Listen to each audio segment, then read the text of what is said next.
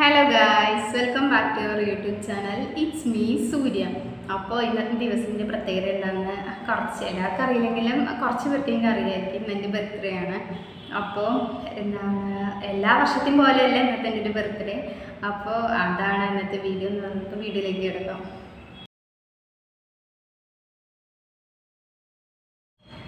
അപ്പോൾ ഗായ്സ്, വീഡിയോയിൽ ഇൻട്രോയിൽ പറഞ്ഞ പോലെ തന്നെ എൻ്റെ ബർത്ത്ഡേ ആണ്. അപ്പോൾ എല്ലാ വർഷത്തെയും പോലെയല്ല ഇന്നത്തെ എൻ്റെ ഒരു ബർത്ത്ഡേ എന്ന് പറയുന്നത്. എല്ലാ വർഷവും ഞാൻ എൻ്റെ വീട്ടുകാരൊപ്പം ഇരുന്നിട്ടാണ് ബർത്ത്ഡേ ആഘോഷിക്കുക. ഇത്ര ബർത്ത്ഡേ ആയിട്ട് വയസ്സ് പറയാൻ പറ്റില്ലല്ലോ, അപ്പോൾ ഞാൻ വയസ്സ് പറയുന്നില്ല. അപ്പോൾ ഇത്ര വർഷമായിട്ട് ഞാൻ എൻ്റെ ഒരു എന്താ പറയുക, ബർത്ത്ഡേ പറഞ്ഞാൽ അങ്ങനെ ആണ്. വീട്ടുകാരൊപ്പം ഇരിക്കുക, രാവിലെ അമ്പലത്തിൽ പോവുക, പിന്നെന്താ എന്തെങ്കിലും പായസം വയ്ക്കുക, അല്ലെങ്കിൽ എന്തെങ്കിലും കഴിക്കുക.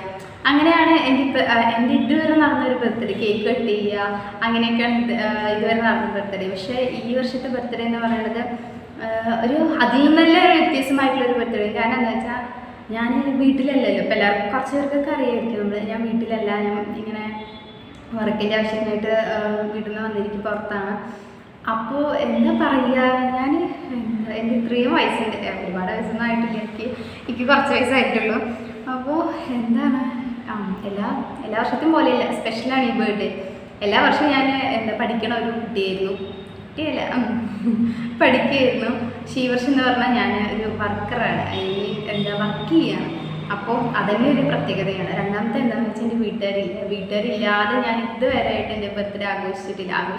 എന്ത് ആഘോഷിച്ചാലും ആഘോഷിച്ചില്ലെങ്കിലും അന്ന് എൻ്റെ ഒരു പ്ലസ് പോയിൻ്റ് ആയിട്ടൊക്കെ എൻ്റെ ഫാമിലി ഉണ്ടായിരുന്നു.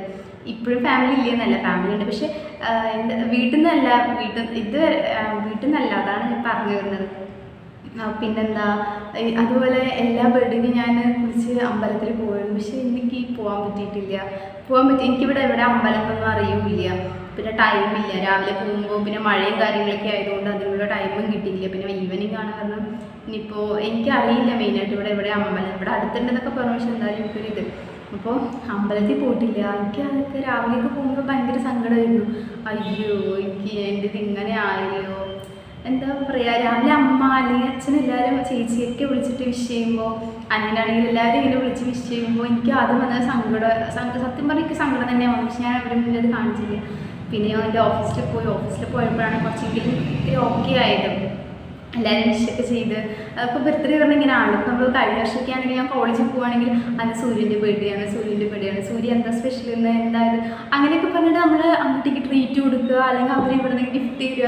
എനിക്ക് ഈ റീസെൻ്റ്ലി നമ്മളിപ്പോൾ ഞാൻ നമ്മൾ ഈ പഠിക്കുന്ന ഒരു ടൈമിൽ ഫ്രണ്ട്സ് നമുക്ക് ഇങ്ങനെ ഗിഫ്റ്റും കാര്യങ്ങളൊക്കെ തരും. പക്ഷെ ഇപ്പോൾ ഞാനിങ്ങനെ രാവിലെ എണീച്ചിരുന്ന് ഇങ്ങനെ ആലോചിക്കുകയായിരുന്നു, ഇങ്ങനെ കഴിഞ്ഞ വർഷത്തെ എൻ്റെ ബർത്ത്ഡേ ഇങ്ങനെ ആയിരുന്നു.